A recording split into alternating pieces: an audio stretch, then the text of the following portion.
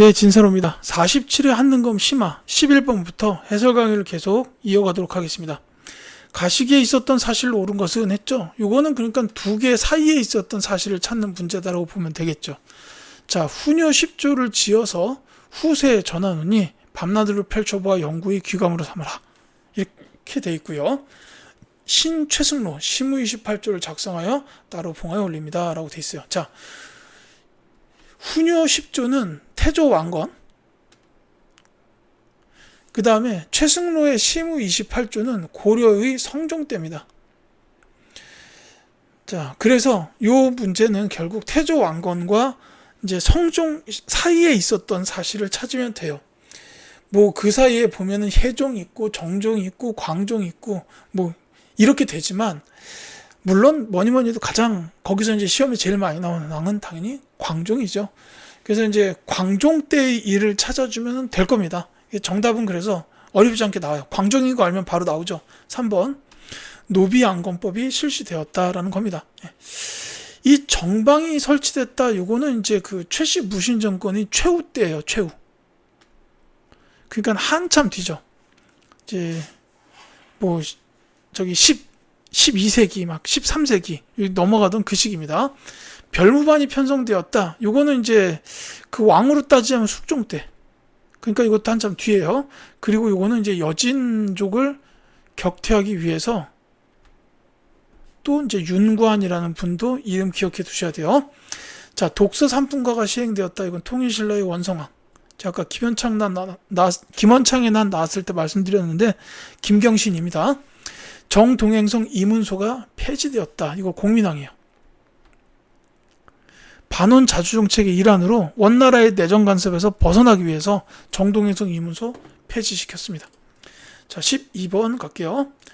다음 자리에 나타난 상황이 나타난 시기에 경제 모습으로 오른 것은, 자, 병란정은 예성왕 연안에 있으며 개경에서 30리 떨어져 있다. 자, 뭐 요거만 봐도 사실은 바로 나와야 됩니다. 뭐 여기 보면 뭐 조서를 봉안하고 정사 부사를 접대한다 이런 게 있지만, 자, 예성항, 병란정 이런 단어에서 알 수가 있겠죠. 이건 이제 예성강 하구의 국제무역항 병란도, 그에 대한 설명이라고 보시면 되겠습니다. 따라서 시대상 고려죠.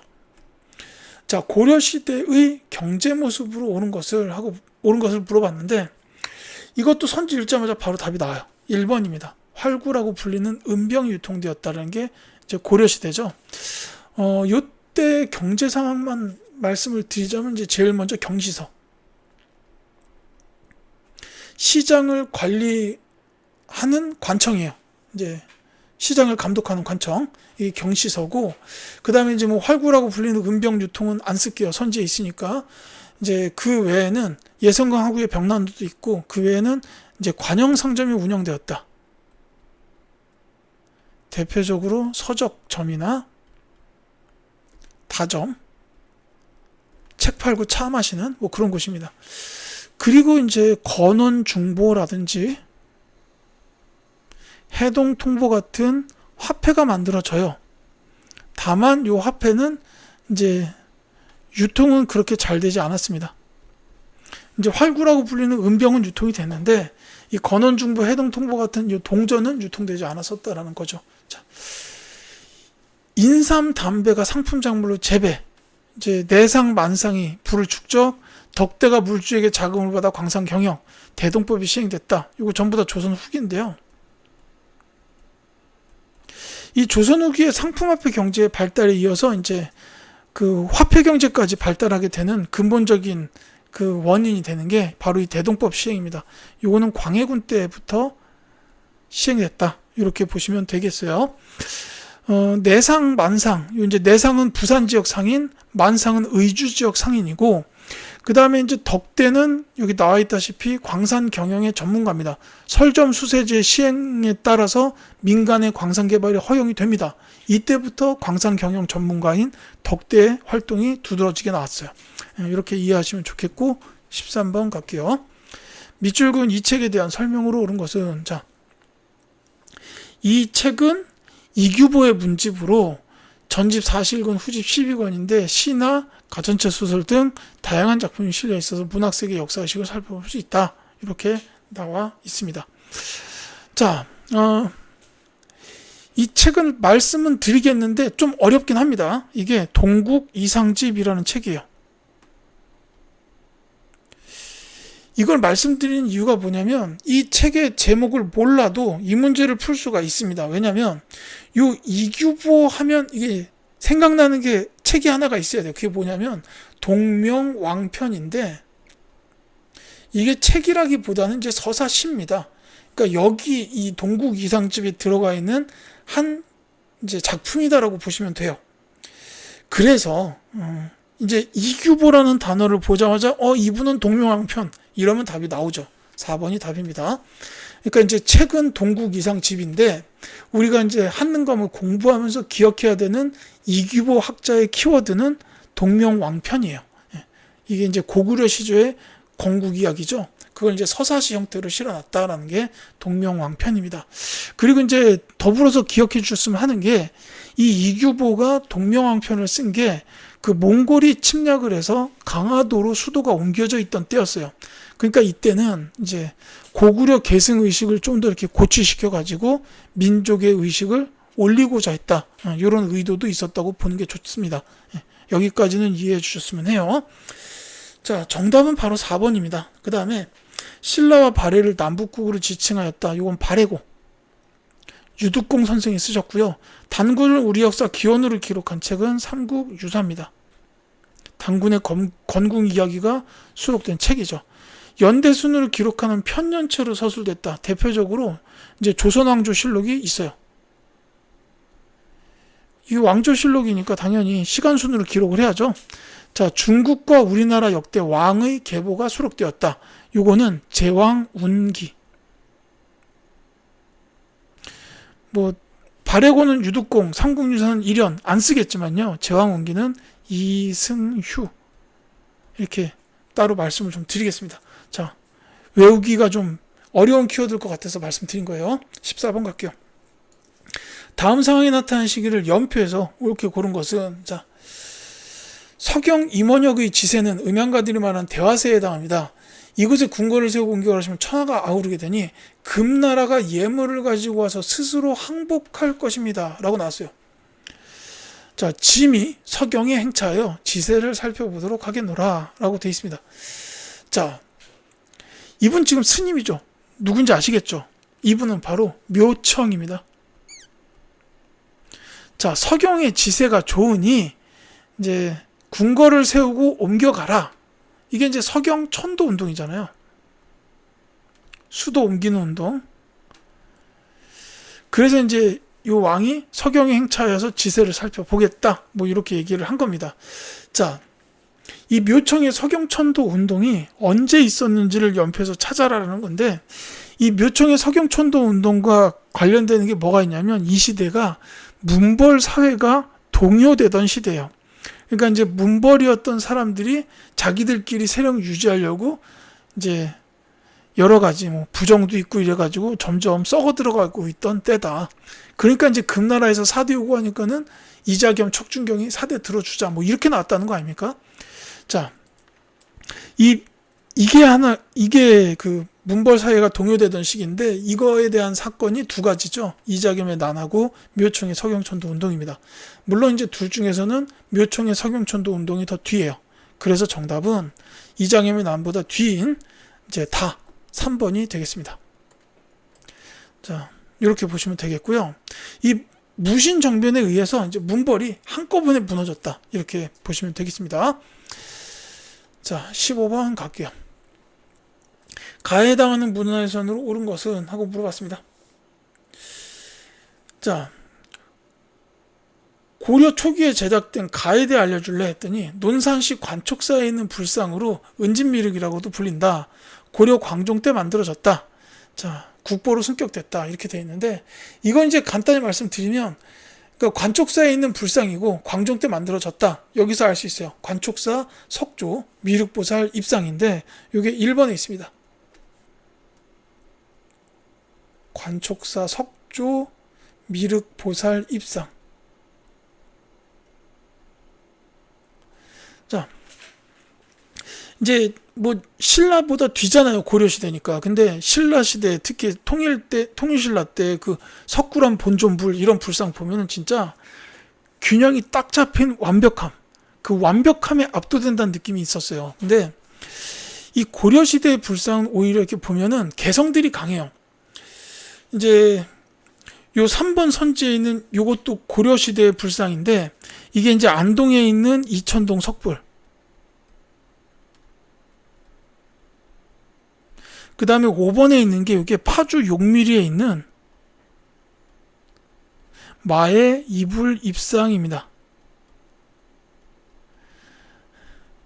제가 이거 이름을 외우기 전까지는 이 두 불상을 항상 헷갈렸어요. 근데 이 만들어진 이 방식이 비슷하기 때문이에요. 절벽에다가 이제 몸체를 절벽에다 새겨놓고 머리 부분만 따로 조각해서 올린 거거든요. 이 두 가지가 다 고려시대입니다. 근데 이것도 보면은 모양이 딱 정형화되어 있진 않아요. 그러니까 요거는 이제 좀 지방의 색깔이 강한 그런 개성들이 많이 반영됐다라고 보면 됩니다. 왜냐하면 고려시대는 특히 처음에 호족들이 세웠잖아요. 호족 연합정권으로 출발했기 때문에 지방 색깔이 굉장히 강했었다. 이 관촉사 석조 미륵보살 입상도 굉장히 개성적인 모양이 좀 보이죠. 자, 어쨌든 이렇게 되고요. 2번 같은 경우에는 관봉 석조열의 좌상인데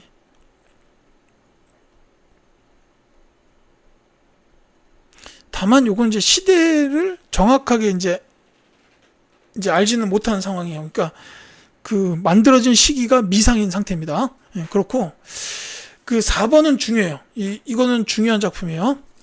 그 서산 용현리에 있는 마의 열의 삼존상.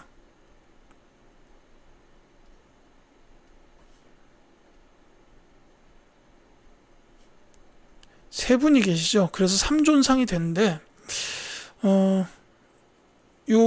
요거는 백제 때 만들어진 불상이고 특히나 이 가운데 계시는 부처님의 온화한 미소가 있어요. 그래서 이게 이제 백제의 미소라고 불린다. 이것도 시험에 다뤄진 적이 있습니다. 백제 시대의 대표적인 불상 중 하나, 서산 용현리 마예열의 삼존상 같이 기억해 두시면 되겠습니다. 이 3번에 있는 안동 이천동 석불과 5번에 있는 파주 용미리 마예이불 입상도 그 고려시대의 불상이다. 이렇게 알아두시면 되겠어요. 자, 16번 가겠습니다. 교사의 질문에 대한 학생의 답변으로 오는 것은 하고 물어봤어요. 자, 화면 그림은 천산 대렵도에 그려진 변발과 호복을 한 무사입니다. 이러한 머리 모양과 복장이 지배층 사이에서 유행한 시기에 있었던 사실에 대해 말해볼까요? 자, 이 시기 언제인지 나와야 됩니다. 원간섭기입니다. 저 변발과 호복이 이제 원나라의 그 고유한 양식이죠. 그래서 이제 그게 지배층 사이에서 유행했다. 이게 원간섭기예요. 자, 원간섭기랑 관련된 거를 이제 선지에서 찾아주면 됩니다. 어렵지 않아요. 2번이에요.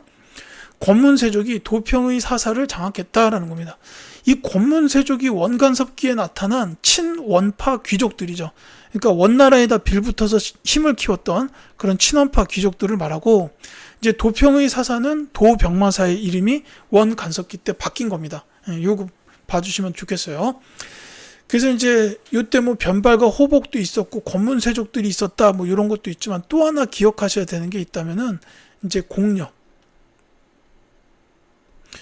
이제 원나라로 고려의 여인들이 많이 끌려갔죠. 그래서 거기서 뭐 이렇게 귀족의 처부로 살든가 뭐 이렇게 노비 뭐 이런 걸로 험한 일 하고 막 이랬다고 해요. 그리고 이제 또 한 가지가 있다면, 이때 그 원나라 공주들이 이제 뭐 원나라 황실의 공주들이 그 고려 왕에게 이제 결혼을 했죠. 그래가지고 이제 와서 살았는데, 이제 그 주변 세력들에 대한 폐해가 심각했다. 뭐 검령구나 이런 사람들이 있어요. 이제 그런 것도 좀 시험에 나오더라고요. 어쨌든 요 정도를 원간섭기 관련해서 말씀드릴게요. 자, 윤관이 동북구성을 쌓았다. 이건 이제 원간섭기보단 전이죠. 여진족 침입과 관련이 있으니까. 정중부 등이 정변을 일으켜서 권력을 차지하였다. 이건 무신정변이에요. 자, 초조 대장경을 만들어서 국난 극복을 기원했다. 이건 이제 거란 침입이죠. 이제 저 현종 때 2차, 3차 침입 있었던 그 시기에 이제 초조 대장경을 만들었어요. 만족을 비롯한 노비들이 신분 해방을 도모했다. 요거는 그 최씨 무신 정권 중에서도 최충헌, 최충원 집권식이라고 보시면 되겠네요. 저 만적이 최충원의 산호비로 알려져 있죠. 그래서 이제 뭐 왕후 장상희 씨가 따로 있겠는가 막 왜냐하면 이전에 그 정변을 일으켰던 요 뭐 이의방 정중부 이의민 경대승 있잖아요. 그 중에 이의민이 천민 출신이에요. 그러니까 이제 그런 사람들이 이제 정권을 장악하는 모습을 보고 만적 같은 노비들이 당연히 야 우리도 일으킬 수 있다 막 그랬다가 이게 다른 노비가 이제 자기 주인한테 밀고 하는 바람에 만적이 이제 사전에 발각돼서 강물에 던져졌다 뭐 이렇게 돼 있습니다. 자 17번 갈게요. 밑줄근 국왕의 재위 시기에 볼 수 있는 모습으로 적절하지 않은 것은 자 장영실님 반갑습니다.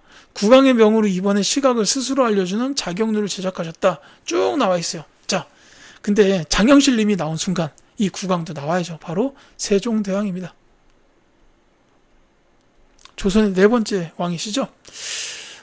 뭐 관련된 영화로 뭐 천문 하늘을 말하던가 그 뭐 한석규 배우랑 최민식 배우 나온 그 영화도 참 재밌더라고요. 이 한석규 배우는 정말 세종대왕이 잘 어울리는 것 같은데 어쨌든 뭐 제 개인적인 의견이고요. 자 세종대왕의 재위 시기에 볼 수 있는 모습으로 적절하지 않은 걸 물어봤습니다. 자 이거 그냥 쭉 말씀을 드릴게요. 집현전은 세종대왕의 대표적인 그 학문 연구 기관이죠. 농사직설, 그 다음에 칠정산 내외편, 이것도 전부 다 그 세종대왕 때 나왔던 책입니다. 그 다음에 주자수에서 갑인자를 제작했다. 이것도 세종대왕이에요.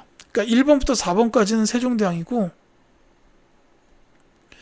자 5번에 화통도 가면서 화약무기를 시험하는 군인, 이거 관련된 거는 이제 고려 우왕 때입니다. 그리고 이거는 최무선 이분의 이름 기억하셔야 돼요. 화약의 아버지 화통도감 설치를 건의한 요 분입니다. 화약을 위해서 이제 굉장히 많이 노력하셨다. 이렇게 알아두시면 좋겠어요.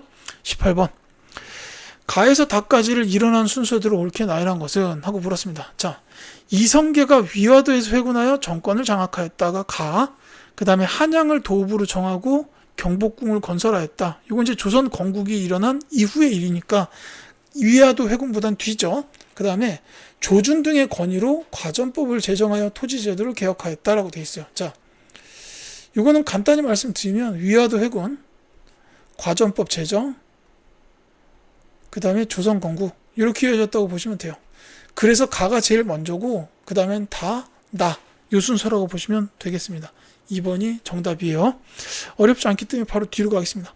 19번 밑줄근 제도를 마련한 왕의 재위기간에 있었던 사실로 옳은 것은 자 직전의 폐단으로 이번에 새로운 제도를 마련했다더군. 자 수조권을 가진 관리가 농민에게 전세를 직접 거두면서 과다하게 수취하는 것이 문제였지.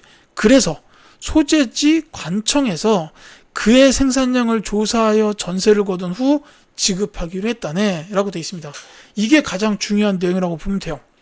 소재지 관청에서 전세를 거둔 다음에 지급을 한다. 누구한테 지급하냐? 이제 수조권을 가진 관리한테 지급한다는 거죠. 그러니까 이 수조권이라는 게 원래 그 세금을 거두는 권리예요. 그러니까는 내가 어느 지역의 땅에 대한 수조권을 받았다. 그러면 이제 그 땅의 지주로부터 이제 세금을 받는 거예요. 근데 이게 이제 과다하게 수취하는 게 문제가 되다 보니까 관청에서 생산량을 조사해서 전세를 거두고 지급했다라고 하는데 이걸 뭐라고 부르냐면 관수, 관급제라고 해요. 근데 제가 한능검 시험에서 관수, 관급제를 그렇게 많이 보질 않았어요. 그래서 이게 조금 어려운 내용이고 심지어 이 관수, 관급제는 성종 때 시행된 제도입니다. 그러니까 요거를 알기가 상당히 어렵지 않았을까라는 생각이 들어요. 그래서 3점이구나 이렇게 생각이 됩니다. 이제 그래서 요거는 관에서 거두고 관에서 지급했다. 딱 이 뜻이에요. 그러니까 요거를 이제 한자로 쓰면 관수관급제가 된다. 이렇게 보시면 되겠습니다. 자, 이 성종이라는 사실을 알기가 상당히 어려운 문제입니다. 대신에 알았으면 정답은 금방 나오죠. 2번입니다. 조선의 기본법전인 경국대전이 완성되었다라는 거예요. 자, 현량과를 통하여 신진사림이 등용되었다. 이건 중종 때죠. 그 다음에 이 현량과랑 관련된 분, 조광조. 김효사한테 돌아가시죠. 자, 영창대군이 사사되고 임목대비가 유폐되었다. 이거 광해군 때입니다. 요 일로 인해서 광해군이 결국 왕위에서 쫓겨나죠. 인조 반정에 의해서. 자, 그 다음에 왕위 계승을 둘러싸고 왕자의 난이 발생하였다. 요거는 이제 태조 이성계 때인데, 다만 요 왕자의 난하고 관련된 사람으로는 특히나 태종 이방원, 이분의 이름을 더 기억해 두셨으면 좋겠어요. 그러니까 이성계 재위 시기에 왕자의 난이 발생해서 이때 태종 이방원이 정권을 장악을 해요. 그러면서 이제 당시에 세자였던 막내 아들 이방석을 이제 죽이고, 이제 그 당시에 가장 맞이였던 이방과를 세자로 올리고 이분이 정종이 되죠. 그래서 이제 이 정종이 이방원을 자기의 세자로 임명을 하고 이제 세자로 책봉을 하고 왕위를 나중에 넘겨줍니다. 막 이러면서 이제 태종이 결국 왕이 되는 이런 일로 이어졌다라는 거죠. 붕당의 폐해를 경계하기 위한 탕평비가 건립되었다. 영조입니다. 자, 이렇게 보시면 되겠고요. 20번 가겠습니다. 다음 검색창에 들어갈 교육기관에 대한 설명으로 옳은 것은? 하고 물었어요. 자, 조선시대 유학교육을 위해 지방에 설립된 교육기관이다 라는 거예요. 성균관이 아니죠. 성균관은 지방이 아니라 서울에 있었습니다. 대부분 관아 가까운 곳에 있었으며 대성전 중심의 제사공간과 명륜당 중심의 강학공간으로 이루어져 있는데 학생들은 소학과 사서오경을 주로 배웠다. 뭐 이렇게 돼 있어요. 자, 대성전, 명륜당. 요거 이제 뭐 그 성균관에도 동일한 이렇게 이제 체계가 돼 있습니다. 자, 지방의 교육기관이다라는 게 가장 중요한 키워드가 되겠네요. 바로 조선의 교육기관 중에서 향교입니다.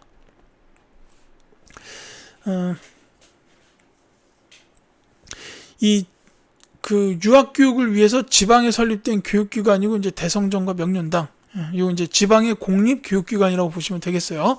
그래서 향교에 대한 설명이고, 이제 이 향교에 대해서는 가장 중요한 걸로 기억해야 될 게 뭐가 있냐면 중앙에서 교수나 훈도가 파견되기도 했다라는 거예요. 그래서 이게 정답이 5번입니다. 그 다른 거는 뭐 향교에 관해서 몰라도요. 지방에 세워졌던 공립교육기관, 그리고 중앙에서 교수나 훈도가 파견돼서 교육하게 됐다. 뭐 요거는 알아두셔야 합니다. 다른 거 볼게요. 좌수와 별관을 두고 운영하였다. 요거는 중요합니다. 유양소예요. 유양소.